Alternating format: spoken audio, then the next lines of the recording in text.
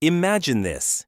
You've been trading for a while, and you finally decide it's time to actually track your performance. Not just the wins you brag about, but the mistakes you keep repeating. That's where TraderSync keeps popping up. It claims to simplify journaling, auto-import your trades, and show you exactly what's working and what's burning your account.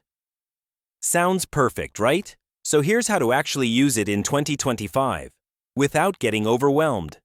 First, create your account and go straight to Import Trades. TraderSync supports most brokerages, so you can either connect automatically or upload a CSV. Once your trades are in, the real magic starts next. Head into Tags, Setups, and Mistakes. This is where you label why you entered a trade, the pattern you used, and what went wrong. These tags make your reports insanely accurate later. Then check reports. You can break down performance by setup, time of day, win rate, market type, pretty much everything. This is where you find your edge. Finally, use the simulator and playbook to review your best trades and tighten your rules. This part is what turns journaling into improvement.